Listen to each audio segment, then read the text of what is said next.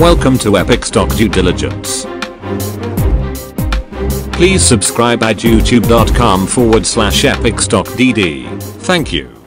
Hey everyone, just wanted to welcome everyone for the subscriptions and your feedback. And actually this video is addressing a question that came up on my YouTube channel. I really appreciated the question. I thought it was an excellent question, and here's the answer. Now again, this is for entertainment purposes only. This nor none of my videos should be considered a recommendation to buy or sell security. I'm providing this information for entertainment purposes only. And if you're involved with micro-cap stocks, expect to lose 100% of that speculative investment. Don't put any, in other words, don't invest anything that you don't plan to lose. So with that being said, let's say I'm a new trader. I want to get involved in micro-cap stock trading, penny stocks, and I've got, let's just say I've got $400.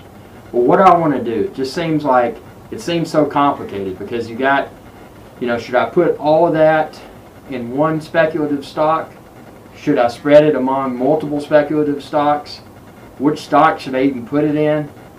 Well, feel free to check out my other videos on my channel, and I've outlined some basic micro-cap stock information. If there's something you don't see that you'd like to see, let me know and I'll see if I can post an additional video.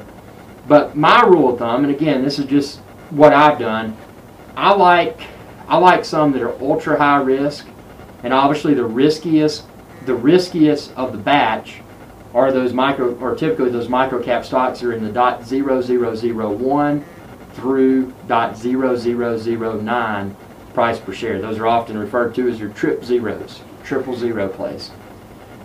Those things can go to no bid and never get out of it. Meaning that people can buy them at .001, but there's no bids, so they can't sell it. So they're left holding the bag. So those are the ultra high risk. I would probably mix a little bit of those in there. If I was going to throw if I had $500 and I was just starting out, I would probably take $100 and I would pick two. You know, after doing my own due diligence and identifying what I feel may be some good speculative plays, I'd probably put $50 into one .000 play. I'd probably put another $50 into a second .000 play. Don't put all your eggs in one basket. Then, of that remaining $400, I would probably keep $200. I would just not touch it.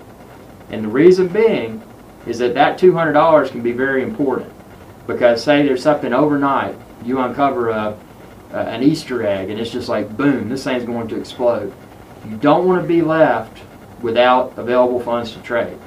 So with someone that had $500, $200 would enable them to comfortably speculate with two, or more for that matter, but two pretty deeply in speculative plays. So maybe put $100 into one and $100 in another. So now that leaves $200 out of that 500 that's not spoken for, because you did 100. Divided it between two .000 plays. You kept $200. You're not going to do anything with that unless you're alerted of something and need to get in. So you got the other $200 to do. What I would recommend doing with that other $200, and again, this is just stuff that strategies I've used in the past. I would probably take $100 and put into what's referred to as a momentum play. So a momentum play, also known as a Momo play. Just watch your daily actives. You know, watch the volume, and you find those stocks during that particular trading day. And I would only look for .00 range. I would do .001 through about .00, however far you want to go. But I wouldn't do any trip 00. I would do .001, probably .001 through about .003, and I'd look for the ones that are volume active, and then I would go to the forum for that stock and see what's buzzing. And if there's something good, something that's already in that .00 range, typically those momentum plays can run really hard. If they're already going up, you might be able to get in on the run and then just sell before it starts to reverse. That's a good strategy. So for example, you might find one that's at .001, and it's going up, and it's already at .002. So maybe you get in at .002, and then you sell it at 0003. I mean, this is just an example, but you see where I'm going there. So then that leaves another $100 that you could that you might want to do, and this is something that I personally don't do that much, but going long a penny stock. Maybe there's one you've uncovered that you feel is just asleep right now and it's going to wake up because of some anticipated material event in the near future. Maybe you want to seek $100 in there and just sit on it.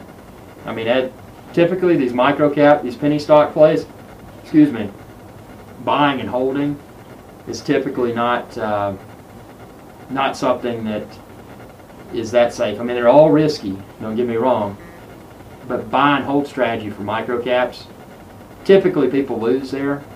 But if you're buying and holding, and you're holding before the volume ignites, then you're already holding something on the cheap.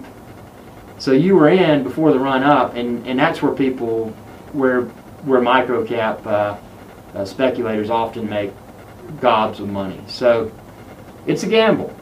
And with that being said, you know, if you have any questions, you know, obviously this is for entertainment purposes only, but if you have any questions or anything else that you're curious about, I'll see if I can whip up a video and share it.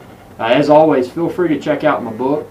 It's The Penny Stock Perfectionist, and it's available for a few dollars on the iTunes store. So if you've got an iPad, you can read that. I put some pretty cool stuff in there. I've included a link to that book within this video's description. Welcome your subscriptions, and feel free to share this channel. It's youtube.com/EpicStockDD. Have a good one.